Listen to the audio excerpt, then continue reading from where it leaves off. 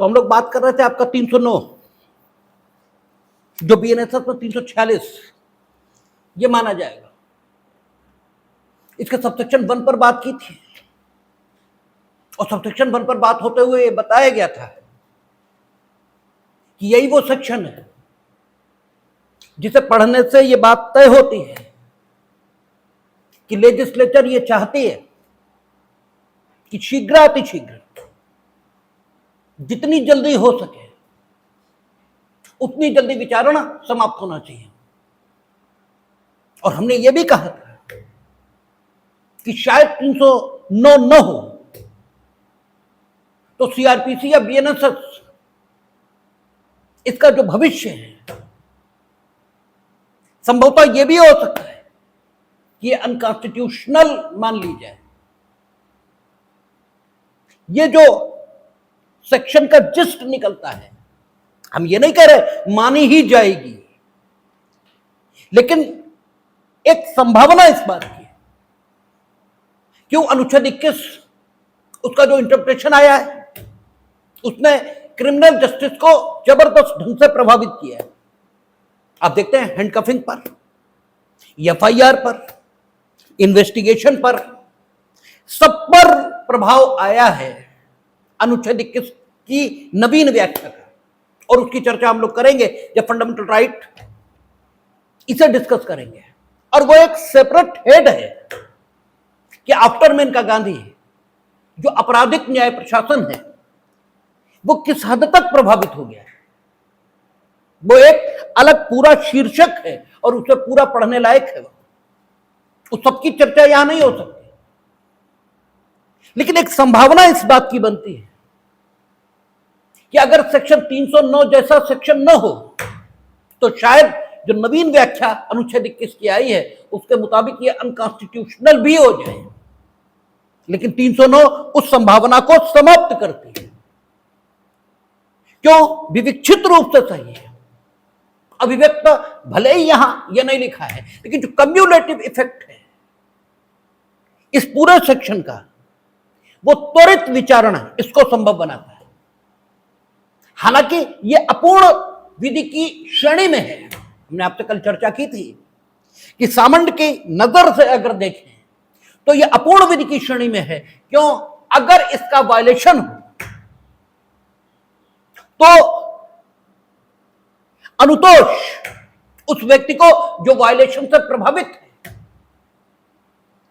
क्या मिलेगा, इसकी कोई चर्चा संपूर्ण बीएनएसएस इसमें नहीं है। सिर्फ एक सेक्शन आप कोड कर सकते हैं 436(6), 437(6) संभवतः, जो कि मजिस्ट्रेट के न्यायालय में अजमानती अपराधों में जमानत दिए जाने के संबंध में कि अगर आरोप की विरचना से 60 दिन के भीतर ट्रायल, शायद ट्रायल ही लिखा है या साक्ष्य लिखा है कि वो कंक्लूड नहीं होता तो व्यक्ति अजमानती अपराध होते हुए भी जमानत प्राप्त करने का अधिकारी होगा। इसके अलावा इसके वायलेशन का क्या प्रभाव होगा ये कुछ नहीं लिखा है। और पिछली जो सीआरपीसी थी और नई जो बीएनएसएस है, दोनों में चूंकि फेमिनिन ज्यूरिस्प्रूडेंस का युग है इसलिए बलात्कार से संबंधित अपराध के बारे में स्पेसिफिक प्रोविजन किए गए कि जहां तक संभव हो वहां तक 2 माह में विचारण को समाप्त करने का प्रयत्न किया जाएगा। लेकिन यही लिखा है कि जहां तक संभव हो। इसका अर्थ यह नहीं है कि नहीं समाप्त हुआ तो तुम कहो विचारण चलेगा ही नहीं आगे, ये नहीं है। जहां तक संभव हो मीनिंग देयर बाय अभियोजन न्यायालय जो विचारण का है सब पर एक अतिरिक्त जिम्मेदारी रखी गई कि वे अतिरिक्त प्रयास करें कि जल्द से जल्द इस प्रकार के अपराधों का विचारण संभव हो। 309 सबसेक्शन 2 ये इन ऑपरेशन तब आता है जबकि क्या हो रहा है, संज्ञान हो चुका है। ठीक है, क्योंकि क्या कहता है, यदि न्यायालय किसी अपराध का संज्ञान करने या विचारण के प्रारंभ होने के पश्चात यह आवश्यक या उचित समझता है कि किसी जांच या विचारण का प्रारंभ करना मुलतवी कर दिया जाए या उसे स्थगित कर दिया जाए, तो वह समय समय पर ऐसे कारणों से जो लेखबद्ध किए जाएंगे, ऐसे निबंधनों पर जैसे वह ठीक समझे, उतने समय के लिए जितना उचित समझे, उसे मुलतवी या स्थगित कर सकता है। और यदि अभियुक्त अभिरक्षा में है तो उसे वारंट द्वारा प्रतिप्रेषित कर सकता है। यदि न्यायालय किसी अपराध का संज्ञान करने या विचारण प्रारंभ होने के पश्चात, इसका मतलब यह हुआ कि 309 सबसेक्शन 2 जिस सूरत में इन एप्लीकेशन या ठीक है आपका क्रियान्वित किया जाएगा, वो सूरत कौन सी होगी? जब अपराध का संज्ञान हो गया है। अपराध का संज्ञान करने के पश्चात या विचारण के प्रारंभ होने के पूर्व, या विचारण के प्रारंभ होने के पूर्व नहीं, विचारण के प्रारंभ होने के पश्चात, और विचारण संज्ञान के बाद ही होगा। इसका मतलब 309 सबसेक्शन 2 का कोई संबंध संज्ञान के पूर्व की स्थितियों से नहीं है। इससे बिल्कुल क्लियर है कि संज्ञान से पूर्व की स्थितियों से इसका कोई ताल्लुक नहीं है। जब संज्ञान से पूर्व की स्थितियों से इसका कोई ताल्लुक नहीं,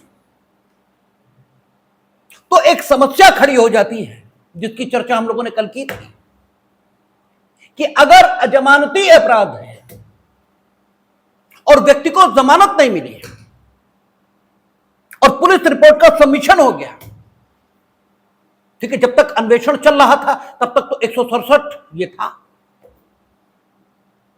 व्यक्ति को ठीक है आपका अभिरक्षा में रखने का जो वारंट था वो संबंधित मजिस्ट्रेट दे सकता था। लेकिन अब चूंकि अगर मामला परिवाद पर संस्थित हो तो भी हो जाएगा, क्योंकि परिवाद पर पहले ही दिन संज्ञान हो जाता है अपराध का। ठीक है, अगर जमानत नहीं मिली तो 309 सबसेक्शन 2 ठीक है अवसर दे देगा, 309 सबसेक्शन 2 समस्या का समाधान कर देगा। जमानत नहीं मिली, अभिरक्षा में प्रेषित कर देंगे 309 सबसेक्शन 2 के आधार पर, क्योंकि परिवाद पर संज्ञान तत्काल है। सुमोटो मजिस्ट्रेट ने संज्ञान ले लिया तो भी कोई दिक्कत नहीं, संज्ञान तो हो गया ना। दिक्कत सिर्फ एक मामले में आएगी, और वो मामला कौन सा? जब एफआईआर है, अन्वेषण चल रहा है, अन्वेषण के दौरान 167 सबसेक्शन 2 में अभियुक्त की अभिरक्षा तय होती रहेगी। लेकिन अन्वेषण खत्म तो 167 सबसेक्शन 2 का जो रोल है वो खत्म। अब आप उसे अभिरक्षा में रखने का प्राधिकार पत्र यानी कस्टडी वारंट ये 167 सबसेक्शन 2 में तो नहीं दे पाएंगे, तो आप किस में दें? 309 सबसेक्शन 2 कहता है अपराध का संज्ञान करने के पश्चात या विचारण के प्रारंभ होने के पश्चात अगर मामले का विचारण ठीक है या आगे अन्य कार्यवाही करना न्यायालय स्थगित या मुलतवी करना उचित समझे तो ऐसे निबंधनों पर जिन पर वो उचित समझे कार्यवाही को स्थगित कर सकते हैं।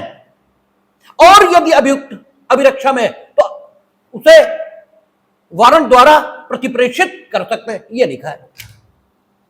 तो संज्ञान तो हो, अभी तो संज्ञान ही नहीं, अभी तो पुलिस रिपोर्ट का सिर्फ सबमिशन ये हुआ है, अभी हुआ ही क्या?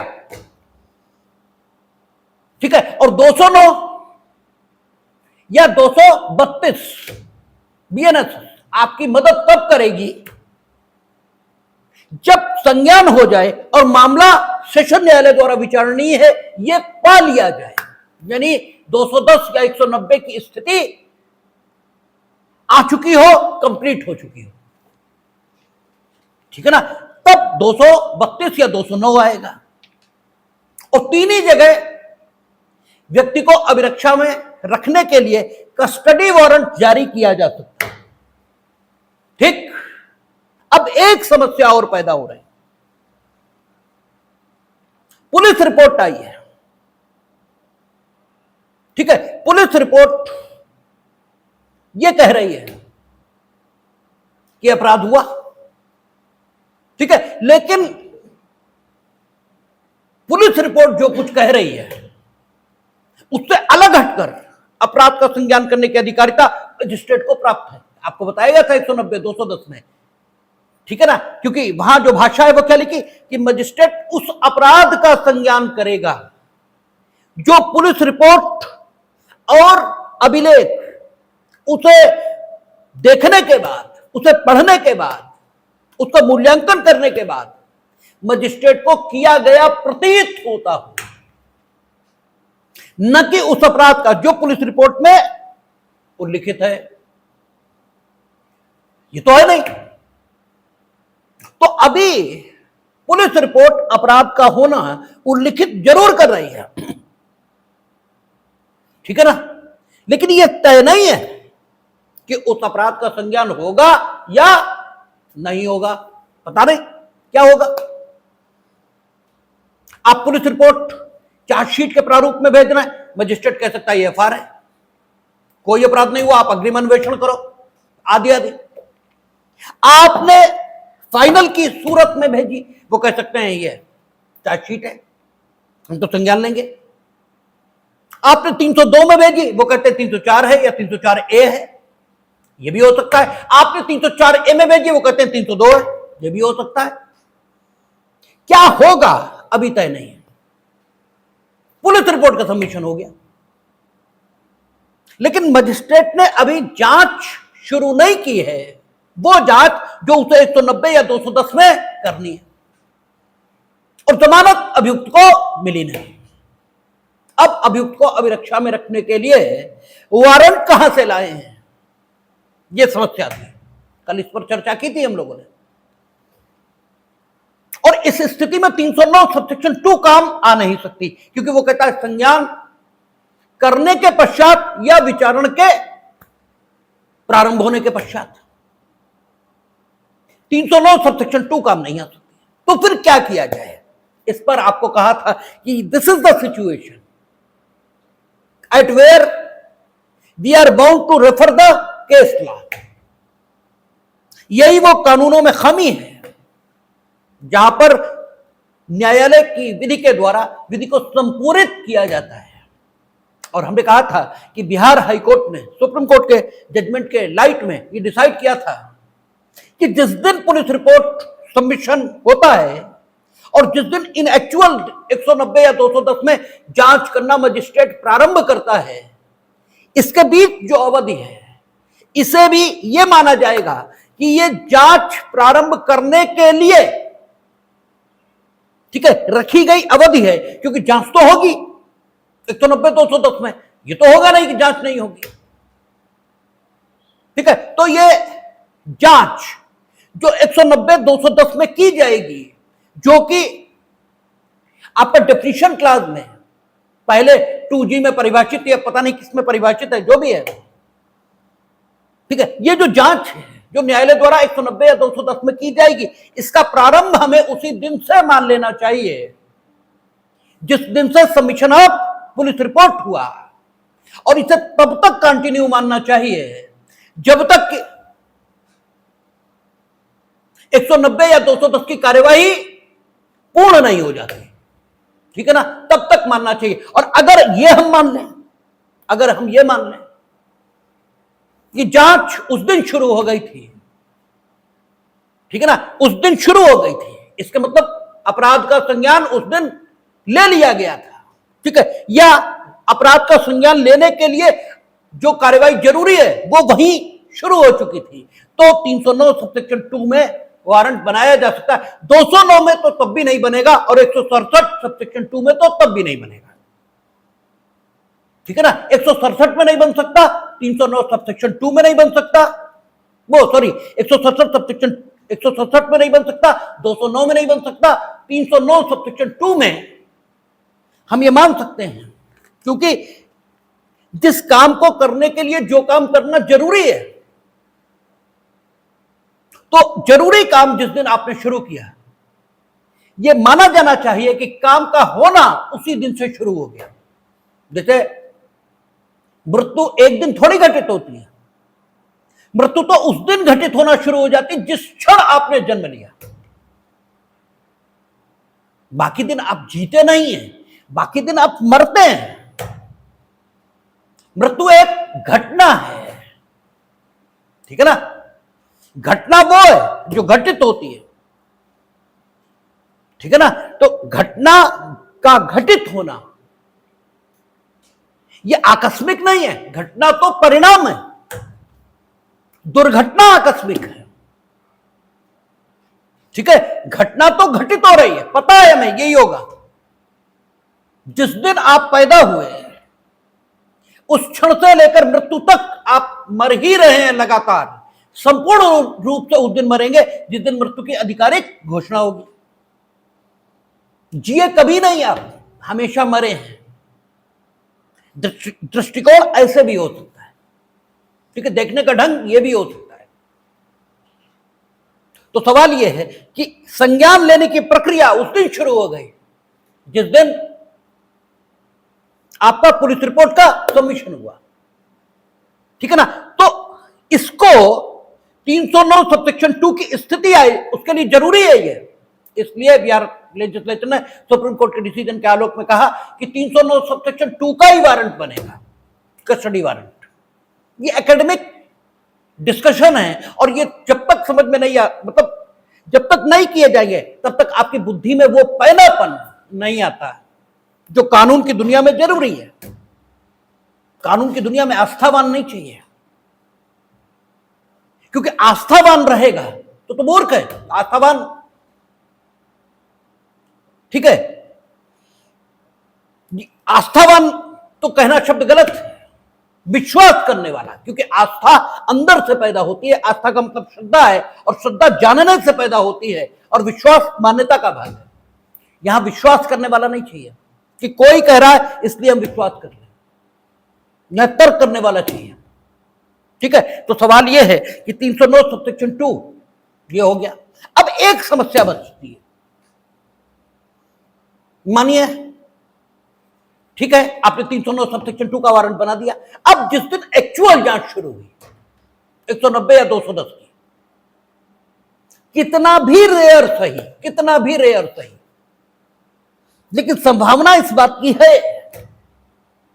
कि वो व्यक्ति जो अब तक जेल में बंद है, जिसे जमानत नहीं मिली, जिसके विरुद्ध सबमिशन ऑफ पुलिस रिपोर्ट हो गया है और पुलिस रिपोर्ट उसके द्वारा अपराध का कार्य करना कहती है, लेकिन जब 190 या 210 की जांच मजिस्ट्रेट करे तो यह पाए कि कोई अपराध हुआ ही नहीं, ठीक है ना। वो ये पाए कि कोई अपराध नहीं हुआ, जो कुछ आपने संकलित किया इससे किसी अपराध का संगठन नहीं होता। यह विरल से विरलतम स्थिति है। आज तक हमने भी 25 साल की वकालत में नहीं देखी, लेकिन हो तो सकती है, ठीक है। यह तो नहीं कह सकते कि यह हो ही नहीं सकता। और अगर हो जाए तो मजिस्ट्रेट के पास अन्य कोई चारा है ही नहीं सिवाय इसके कि वो व्यक्ति को छोड़ दे। भाई इसके अलावा क्या चारा है, ठीक है। अब जब छोड़ दिया, क्योंकि अभी तक उसके खिलाफ कुछ नहीं, ठीक है, भले ही आप फर्दर इन्वेस्टिगेशन का ऑर्डर कर दो, ठीक है, भले ही आप फर्दर इन्वेस्टिगेशन का ऑर्डर कर दो, लेकिन चूंकि आज की डेट पर कुछ नहीं है तो आप छोड़ने के लिए बाध्य हो, ठीक है ना। जब आप छोड़ने के लिए बाध्य हो तो ये एक्सप्लेनेशन 1 लिखने की क्या जरूरत। आप देखें स्पष्टीकरण 1 क्या कह रहा है। यदि यह संदेह करने के लिए पर्याप्त साक्ष्य प्राप्त कर लिया गया है कि हो सकता है अभियुक्त ने अपराध किया है और यह संभाव्य प्रतीत होता है, ठीक है, कि प्रतिप्रेषण करने पर अतिरिक्त साक्ष्य प्राप्त किया जा सकता है, तो प्रतिप्रेषण के लिए एक उचित कारण होगा, ठीक है। तो ये तो ठीक है। उन्होंने कहा कि यदि यह संदेह करने के लिए पर्याप्त साक्ष्य प्राप्त कर लिया गया है कि हो सकता है अभियुक्त ने अपराध किया हो। जरा पुरानी उठाना, पुरानी।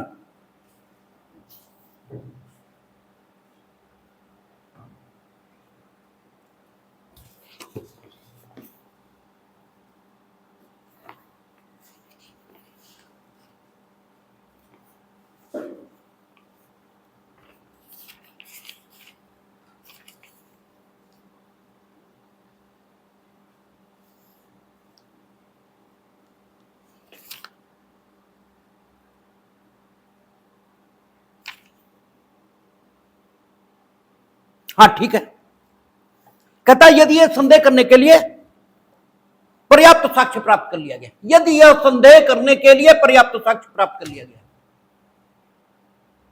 ठीक है, कि हो सकता है कि अभियुक्त ने अपराध किया हो और यह संभाव्य प्रतीत हो कि प्रतिप्रेषण करने पर अतिरिक्त साक्ष्य प्राप्त किया जा सकता है, यह संभव लगता हो, ठीक है ना, यह संदेह करने के लिए पर्याप्त साक्ष्य है, यह संदेह करने के लिए, इसका मतलब क्लियर एविडेंस नहीं है, क्लियर एविडेंस नहीं है कि अभियुक्त ने अपराध किया है, लेकिन यह संदेह करने के लिए साक्ष्य है कि हो सकता है अभियुक्त ने अपराध किया हो।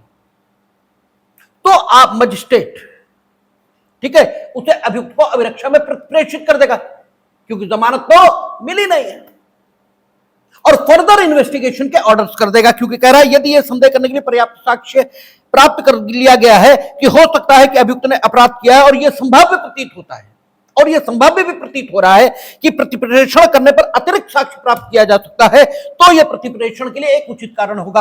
अब स्थिति यह है कि यह संदेह करने के लिए आधार ही नहीं है कि अभियुक्त ने अपराध किया है, ठीक है, यह संदेह करने के लिए आधार नहीं है। जो कुछ आपने कलेक्ट किया उससे यह संदेह पैदा ही नहीं हो रहा, बिल्कुल क्लियर दिखाई दे रहा है कि उसने नहीं किया, कम से कम इस एविडेंस पर तो नहीं किया,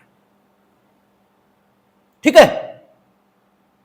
तो आप अभियुक्त को अभिरक्षा में प्रेषित नहीं करेंगे, यही इसका विवक्षित भाव है।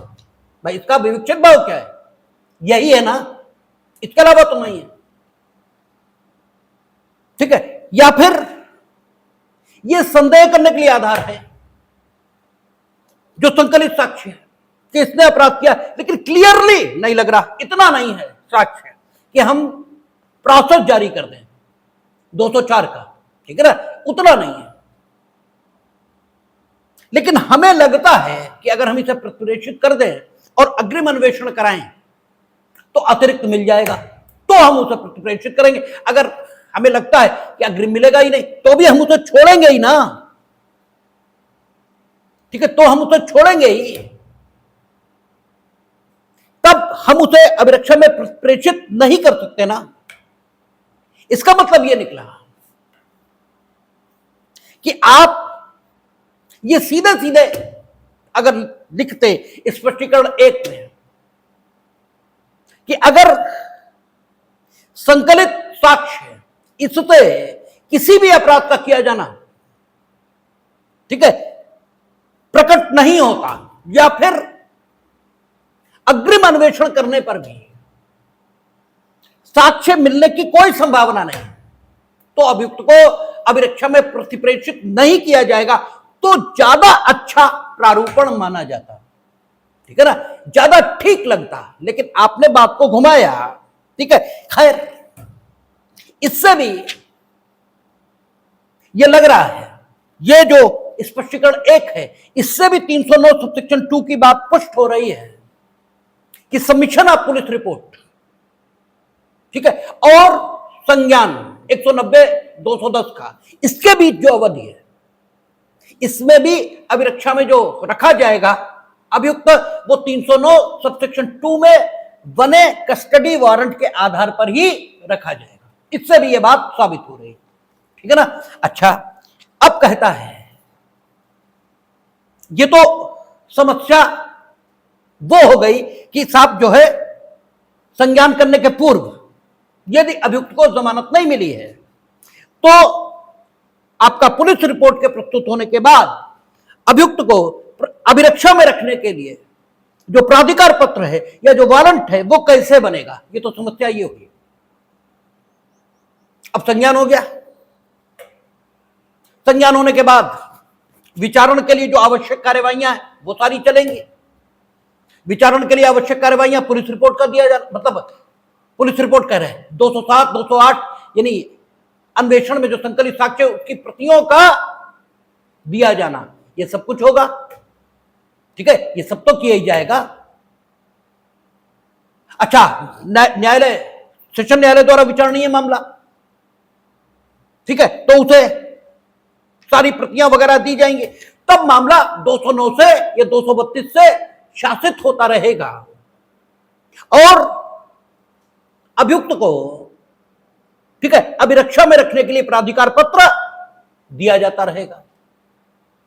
ठीक है, मामला सेशन न्यायालय द्वारा विचारणीय तो 209, ठीक है, और मजिस्ट्रेट के न्यायालय द्वारा विचारणीय है, ये भी तो समस्या है, मजिस्ट्रेट के न्यायालय द्वारा विचारणीय है तो 207 में प्रतियां तब भी दी जानी है, तब 309 सबसेक्शन 2, क्योंकि कहता है संज्ञान के पश्चात या विचारण के पश्चात।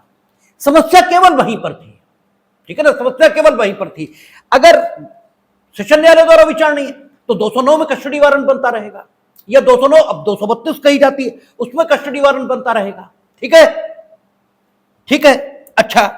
और अगर मजिस्ट्रेट के न्यायालय द्वारा विचारणीय है तो 309 सबसेक्शन 2 में अधिकृत है, वो कहता है कि आपका संज्ञान के पश्चात अपराध के, ठीक है, या विचारण के पश्चात उन निबंधनों पर, जिन निबंधनों पर मामले की कार्रवाई मुलतवी या स्थगित करना न्यायालय उचित समझे, उन पर कर सकेगा।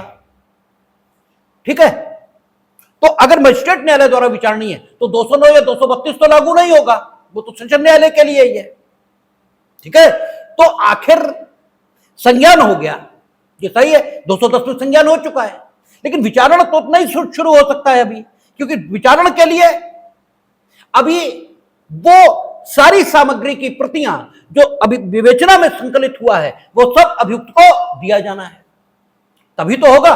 क्योंकि हम लोग जब देखेंगे वारंट ट्रायल मजिस्ट्रेट के न्यायालय द्वारा विचारणी, तो सबसे पहले क्या आता है कि मजिस्ट्रेट यह सुनिश्चित करेगा कि धारा 207 के उपबंधों का अनुपालन हुआ है या नहीं, तो सबसे पहले तो प्रतियां दीजिए, और प्रतियां देंगे तो विचारण तो तब तक नहीं कर पाएंगे।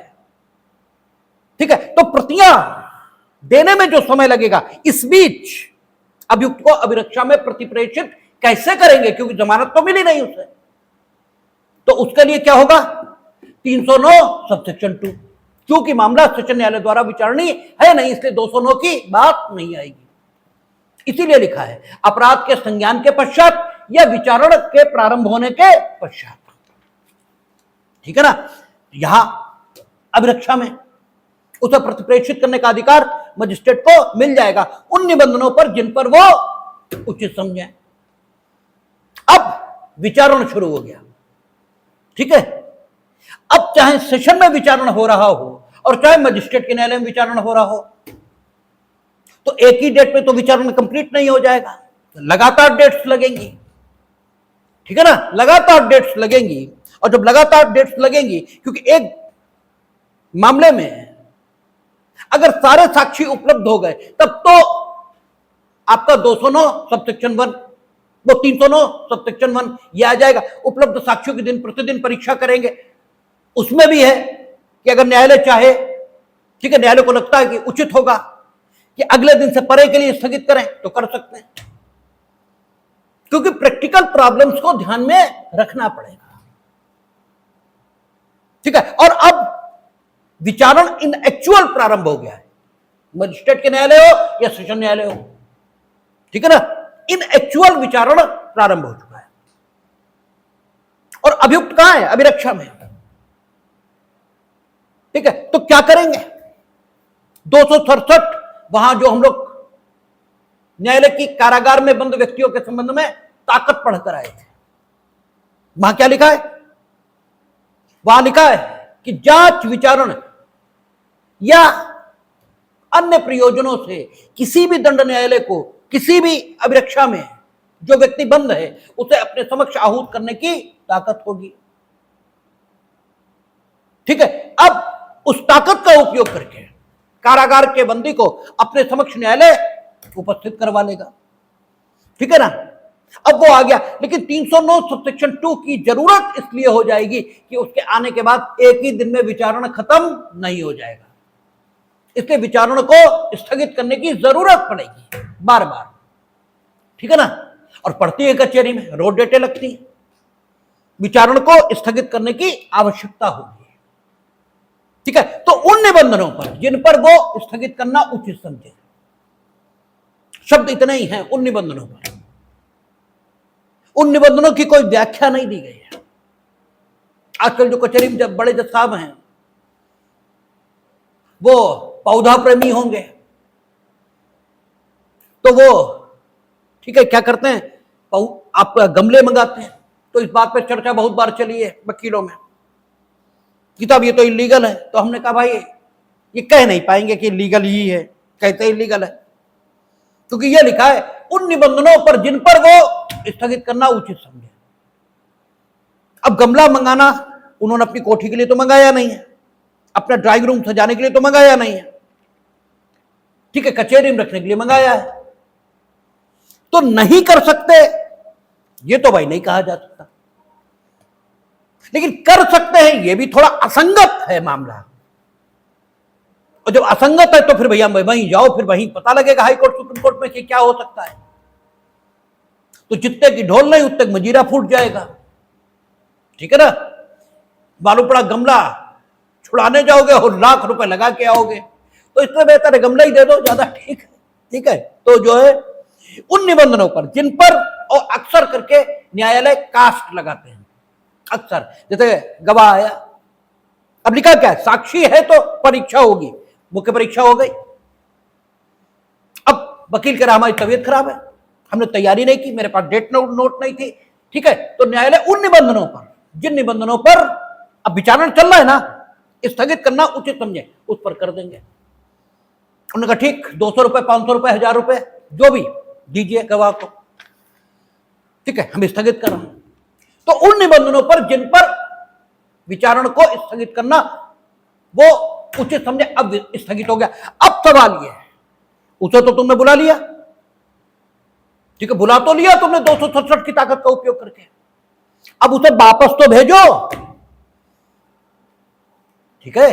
जो कारागार में था, जिसे जमानत नहीं मिली, उसे भेजोगे कहां? तो भेजने के लिए भी ताकत चाहिए, वही लिखा है कि और यदि अभियुक्त अभिरक्षा में है तो उसे वारंट द्वारा प्रतिप्रेषित कर सकेगा, ठीक है। बिल्कुल लास्ट में पढ़ेंगे सबसेक्शन 2 का, जो सबसेक्शन 2 है उसमें लास्ट लाइन, और यदि अभियुक्त अभिरक्षा में है तो उसे वारंट द्वारा प्रतिप्रेषित कर सकेगा, इसी ताकत से वापस भेजते हैं, ठीक है ना, इसी ताकत से वापस भेज देते हैं। 309 सबसेक्शन 2 की ताकत का इस्तेमाल करते हैं और वापस अभियुक्त फिर जेल।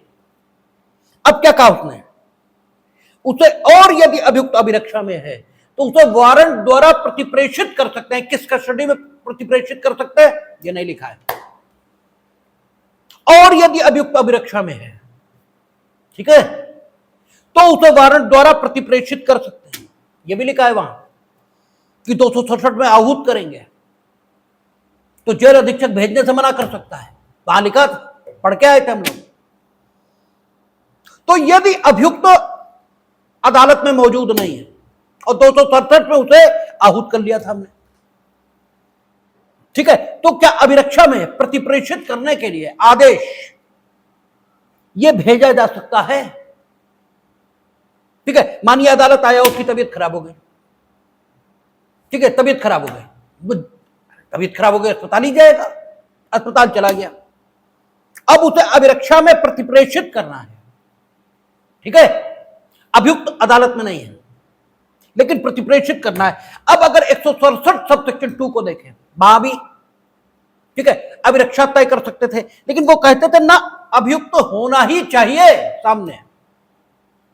167 सबसेक्शन 2 हम लोगों ने पढ़ा था, अभियुक्त के हस्ताक्षर कराए जाएंगे, और यदि कभी यह प्रश्न उठे कि अभियुक्त को उपस्थित किया गया था या नहीं, तो उसकी उपस्थिति उन हस्ताक्षरों से साबित की जाएगी, ये लिखा था वहां, ठीक है। अभियुक्त की अनुपस्थिति में अभियुक्त को प्रतिप्रेषित नहीं किया जा सकता 167 में, यहां ऐसा कुछ नहीं लिखा है, यानी अभियुक्त की अनुपस्थिति में भी उसे वारंट द्वारा प्रतिप्रेषित किया जा सकता है। ये फर्क क्यों, ये अंतर क्यों भाई? इसका भी तो सवाल उठेगा कि 167 में तुम अभियुक्त की उपस्थिति मांग रहे हो, यहां उपस्थिति नहीं मांग रहे, क्यों? इसलिए कि वहां पुलिस कस्टडी थी और यहां जुडिशियल कस्टडी है। Now the trial has begin, अब जुडिशियल कस्टडी है, ठीक है। वहां पुलिस के पास नहीं रखने दिया गया था, ठीक है ना। लेकिन चूंकि जुडिशियल कस्टडी हो नहीं सकती थी क्योंकि उसके विरुद्ध आरोप पत्र नहीं आया था, ठीक है। पुलिस सिर्फ ये कह रही थी कि इन्होंने किया है, हमारे पास प्राइमरी सबूत है, और प्राइमरी ही सबूत अन्वेषण में इकट्ठा हुए थे, ठीक है ना। और पुलिस की प्रार्थना पर उसे जेल में रखा हुआ था, तो वो पुलिस अभिरक्षा कहलाती है। और जब चार्जशीट आ गई, न्यायालय ने संज्ञान ले लिया, अब न्यायालय ने पाया है कि नहीं आपने अपराध किया है, अब जुडिशियल कस्टडी शुरू हो रही है, इसीलिए उसको हवालात बोलते हैं, ठीक है ना। अब जुडिशियल कस्टडी शुरू हो रही है, इसीलिए कई लोगों का ये मत है, जब हम लोग पहुंचेंगे एंटीसिपेटरी पर तो ये बात आएगी कि अग्रिम जमानत सिर्फ कहां तक मिलनी चाहिए, सबमिशन ऑफ चार्जशीट तक, ठीक है। क्योंकि आप सिर्फ सबमिशन ऑफ चार्जशीट तक ही ये कह सकते हैं कि हमें गिरफ्तारी की आशंका है। भाई पुलिस से ही तो आशंका है, जब संज्ञान हो गया तो न्यायालय से आपको गिरफ्तारी की आशंका ये तो नहीं हो सकता। आशंका का मतलब होता है निर्मूल आशंका, ठीक है। शब्द के स्वरूप को समझना चाहिए। जिस शब्द आता है मौलिक चिंतन, मौलिक चिंतन का मतलब क्या होता है, क्या होता है मौलिक चिंतन, कब कहोगे कि चिंतन मौलिक? मौलिक चिंतन का मतलब यह है जो मूल से उत्पन्न हुआ है, उसका अगर संधि विच्छेद करें तो जो चिंतन मूल से उत्पन्न हुआ। मूल से चिंतन कहां उत्पन्न होता है, ठीक है। मूल से चिंतन यहां उत्पन्न होता है, और कैसे उत्पन्न होता है? मूल से चिंतन, मूल को जब तुम देखते हो तो चिंतन शुरू होता है। चिंतन कहां होता है? यहां होता है, ठीक है। और वो चिंतन कैसे चलता है? मौन में चलता है, तुम्हारे अपने अंदर चलता है, ठीक है। और उस चिंतन को जो नाम दिया जाता है भाषा में क्या है? अनुभूति,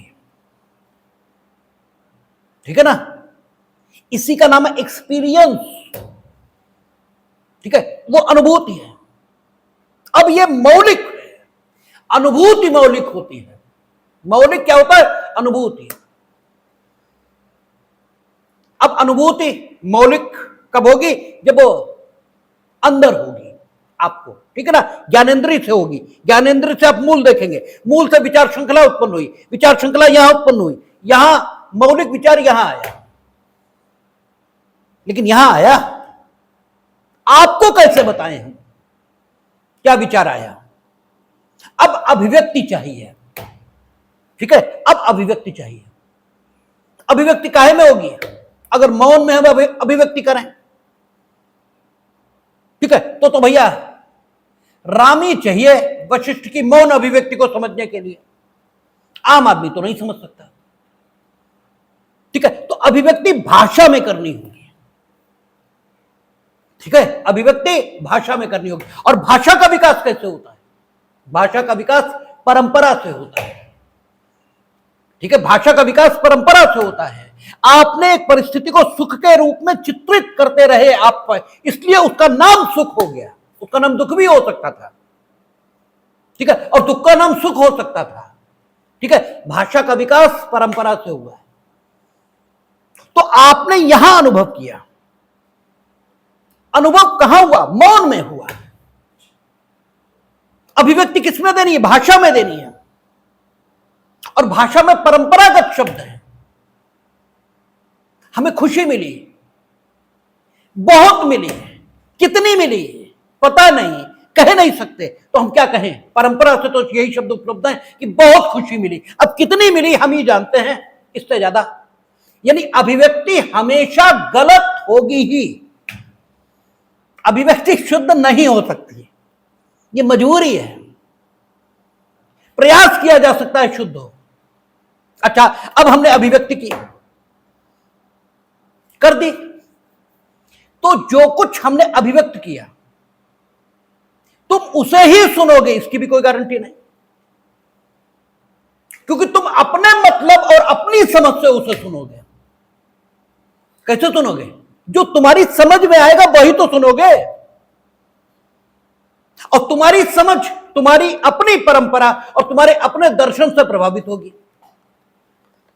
तो जब मौलिक हम बोलेंगे तो बोलने में गलत हो जाएगी, फिर तुम तक जाएगी तो उसमें गलत होगी, और फिर तुम किसी को बताओ तो फिर जो मौलिक तौर पर देखा गया था उसका कितना भाग उस तक जाएगा, और फिर वो आकर न्यायालय को बताए तो फिर कितना भाग न्यायालय के समक्ष आएगा। इसीलिए अनुश्रुत साक्ष्य मना है, ठीक है, क्योंकि मौलिक अभिव्यक्ति ही गलत हो जाएगी, दिक्कत है, ठीक है, समस्याएं हैं। लेकिन चीजों को माइन्यूटली समझेंगे चीजों को तो मजा आता है। तो 309 सबसेक्शन 2 उन निबंधनों पर मामले को स्थगित कर सकते हैं जो निबंधन उन्हें उचित लगे। सामान्य तौर पर वो कास्ट दिलवाते हैं और उसके माध्यम से, ठीक है, क्या करते हैं, स्थगित करते हैं मामले की कार्यवाही को, और अभिरक्षा में अभियुक्त को प्रतिप्रेषित कर देते हैं, ठीक है ना। इसके बाद आगे कहता है, परंतु यह भी कि कोई स्थगन, अच्छा, परंतु कोई न्यायालय किसी अभियुक्त को इस धारा के अधीन एक समय में 15 दिन से अधिक की अवधि के लिए अभिरक्षा में प्रतिप्रेषित नहीं करेगा। यह नया सेक्शन आया है। पहले यहां पर मजिस्ट्रेट शब्द का प्रयोग था कि मजिस्ट्रेट किसी भी अभियुक्त को, ठीक है, एक समय में 15 दिन से अधिक की अवधि के लिए अभिरक्षा में प्रतिप्रेषित नहीं करेगा। अब यहां न्यायालय शब्द आ गया, कल हम भी बताएंगे अपनी कोर्ट में, किताब अब बदल गया, 1 महीने की तारीख नहीं लग सकती सेशन में, ठीक है। पहले मजिस्ट्रेट कोर्ट में तो था कि 15 दिन, ठीक है, 15 दिन मजिस्ट्रेट कोर्ट का लिखा हुआ है इसमें, पुरानी सीआरपीसी आप देखेंगे तो उसमें लिखा है कि मजिस्ट्रेट 15 दिन से अधिक की अवधि के लिए प्रतिप्रेषित नहीं करेगा। सेशन पर कोई बाउंडेशन नहीं था। अब न्यायालय आ गया है, अब मजिस्ट्रेट शब्द हट गया। अब जब चूंकि न्यायालय आ गया तो फिर सब आ गए, तब तो आप सेक्शन 6 से लेंगे इसका इंटरप्रिटेशन। इसका मतलब अब किसी भी मुकदमे में 15 दिन से ऊपर की तारीख नहीं लगेगी। कार तो ऐसे ही आएगा, ठीक है, आप स्थगित कर सकते हैं किंतु 15 दिन से अधिक नहीं, ठीक है। तो मतलब अगली डेट अगर आपने आज की स्थगित भी की तो 15 दिन, ठीक है, के बाद की ही लगेगी। अच्छा, परंतु यह और कि जब साक्षी हाजिर हो तब उनकी परीक्षा किए बिना स्थगन या मुलतवी करने की मंजूरी विशेष कारणों के बिना जो लेखबद्ध किए जाएंगे नहीं दी जाएगी। परीक्षा, ठीक है, इसका मतलब प्रोसिक्यूशन तो कराएगा ही, क्योंकि प्रोसिक्यूशन के पास ऐसा कोई कारण नहीं हो सकता कि उसकी परीक्षा स्थगित करना आवश्यक हो। हाँ, एक आध स्थिति हो सकती है कि मालूम पड़ा उसी साक्षी ने किसी वस्तु की, अपराध से संबंधित वस्तु की रिकवरी की थी और आज थाने में आग लग गई, वो मिली नहीं सकती, ठीक है, तो मुख्य परीक्षा उसकी अंकित हमने की, लेकिन उसी से तो वो वस्तु साबित करानी है जो उसने रिकवर की थी, तो मुख्य परीक्षा लिखाकर स्थगित की जाए। अन्यथा विशेष कारण जब तक न हो तो चीफ लिखेगा, उसके बाद मान लीजिए मुख्य परीक्षा लिखेगी, उसके बाद क्रॉस एग्जामिनेशन की मान लो डेट 4 है तो विशेष कारण होने चाहिए, सामान्य कारणों से नहीं। विशेष का मतलब विशेष होता है। इसका मतलब एक्सपीडिशियस ट्रायल, ये 309 की इच्छा है, एक्सपीडिशियस ट्रायल होना चाहिए। एक एक सेक्शन, एक एक परंतु ये सुनिश्चित कर रहा है कि ट्रायल एक्सपीडिशियस हो, ठीक है ना।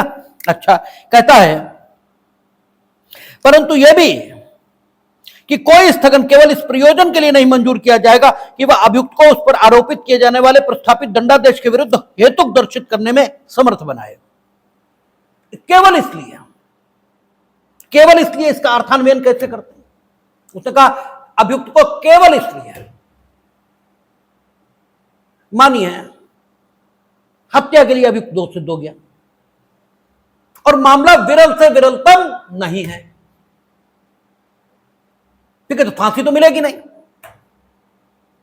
अधिकतम जो कुछ मिलेगा आजीवन कारावास, क्योंकि मिनिमम आजीवन है और मैक्सिमम फांसी है। तो आखिर स्थगन क्यों दिया जाए अभियुक्त को? मिनिमम आजीवन तो तुम्हें मिलनी है। हां, जहां वेरिएशन हो सकता है और आपकी परिस्थितियां ऐसी कि आप कोई ऐसा साक्ष्य दे सकते हैं कि मिनिमम आपको मिल सकता है मैक्सिमम की बजाय, तब ठीक है। तो केवल इस कारण, जहां विरल से विरल तक मामला नहीं, आजीवन होनी ही है, ठीक है, तो साक्ष्य मतलब अभियुक्त को इस प्रयोजन के लिए स्थगन देना अननेसेसरी कि आप, क्योंकि दोष सिद्ध हो गया, फिर दंडादेश के बीच में समय हो सकता है, तो क्यों दिया जाए? ठीक है, ये केवल का अर्थ ऐसे ही लगाया जाएगा। ठीक है, फिर कहता परंतु यह भी कि कोई भी स्थगन किसी पक्षकार के अनुरोध पर तब के सिवाय मंजूर नहीं किया जाएगा जब परिस्थितियां उस पक्षकार के नियंत्रण के परे। यह नहीं कहोगे कि आज मेरा मन नहीं है, ठीक है, जब तक स्थितियां आपके नियंत्रण के परे न हो तब तक आपका कारण स्थगन के लिए एक समुचित कारण नहीं समझा जाएगा। जहां परिस्थितियां पक्षकार के नियंत्रण के बाहर, न्यायालय द्वारा अन्य पक्षकारों के आक्षेपों की सुनवाई के पश्चात और ऐसे कारणों से जो अभिलिखित किए जाएं, 2 से अनधिक स्थगन प्रदान किया जा सकेगा, यानी अधिकतम 2। ठीक है,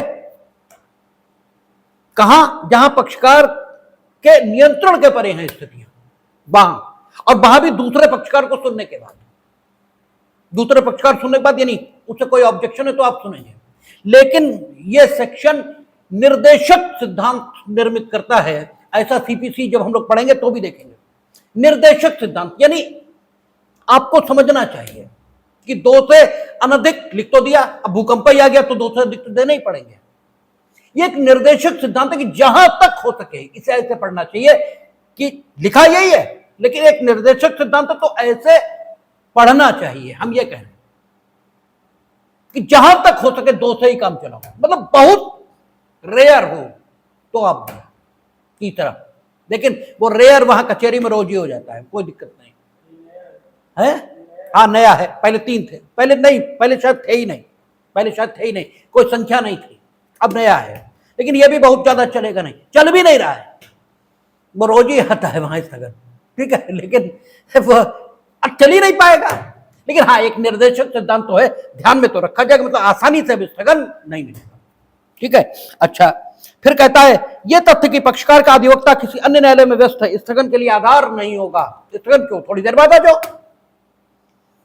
भाई, व्यस्त हो थोड़ी देर बाद आ जाओ, स्थगन क्यों? स्थगन का मतलब तो हुआ डेट लगेगी भाई, स्थगन का मतलब तो यह हुआ अगली डेट के लिए स्थगित हो गया। आप यही तो कह रहे हो हम व्यस्त हैं, कितनी देर रहोगे? ठीक है, काम करके आ जाओ, यही होता है वहां। ठीक है ना, यह आधार नहीं होगा, स्थगन के लिए नहीं होगा। ठीक है, और स्थगन का मतलब होता है कार्यवाही का स्थगन, ये नहीं कार्यवाही को विलंबित करना, इसका मतलब नहीं है थोड़ा हमने रोक दिया, ठीक है, तब तक दूसरे मुकदमे टेकअप कर रहे हो, तुम काम निपटा लो, आ जाओ।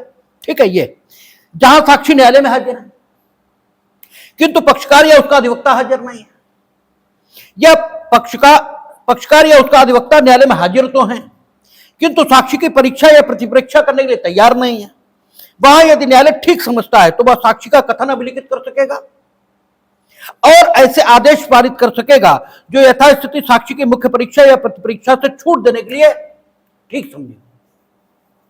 ठीक है ना, अगर आप साक्षी उपस्थित है, यानी विटनेस को प्रोटेक्शन देने की कोशिश हो रही है, विटनेस को अननेसेसरी परेशान कोई न कर पाए, वो उपस्थित है तो मुख्य परीक्षा अंकित होगी। ठीक है, आप प्रतिपरीक्षा नहीं कर सकते तो ठीक है, मत करो, न्यायालय ठीक समझता है तो ठीक है, प्रतिपरीक्षा समाप्त करने का आदेश भी दे सकता है, मुख्य परीक्षा समाप्त करने का आदेश भी दे सकता है, ठीक समझे तो। यानी आप जस्ट परिस्थितियां देखें कि क्या है भाई। ठीक है, अधिवक्ता न्यायालय में हाजिर है, पक्षकार भी हाजिर है, लेकिन कल ही अधिवक्ता अभी उसने अधिवक्ता किया है तो अभी वो कैसे कर लेगा? ठीक है, स्वस्थ है, सारी बातें सही है, लेकिन अभी जस्ट और अपनी पसंद के वकील से उसको प्रतिरक्षा कराने का हक है, तो आप मौका तो देंगे। इसीलिए ठीक समझता है इस शब्द का प्रयोग हुआ, और ठीक समझने के लिए आपके पास जुडिशियल कैपेसिटी है, कम से कम आपसे अपेक्षा है कि आप ठीक स्थितियों का आकलन कर लेंगे। ठीक है ना, स्पष्टीकरण 1 की बात हम लोगों ने कर ली। स्पष्टीकरण 2 कह रहा है जिन निबंधनों पर कोई स्थगन या मुलतवी करना मंजूर किया जा सकता है उसके अंतर्गत समुचित मामलों में अभियोजन या अभियुक्त द्वारा खर्चों का दिया जाना भी है, तो स्पष्टीकरण धारा का ही होता है। ठीक है, तो खर्चा दिया जाना भी है, खर्चा दिया जाना ही है, यह नहीं है, यानी गमला भी मंगाया जा सकता है और खर्चा भी दिलवाया जा सकता है, इंक्लूसिव नेचर है। ठीक है, कि कौन सी शर्तें होंगी, तो ये 309 और 309 शानदार प्रोविजन है। इसकी एक एक चीज को समझना चाहिए, और एक एक चीज नहीं समझेंगे तो आप बड़े कंफ्यूज रहेंगे, मजा नहीं आता। ठीक है, तो एक एक चीज को समझना चाहिए। तो 309 जो बताया गया आपको, इसे कल 5 मिनट के लिए और लेंगे, 209 309 का संबंध और स्थापित करेंगे, बस फिर नहीं, फिर आगे बढ़ेंगे। उम्मीद है कि कल 310 311 हम लोग खत्म करेंगे। देखें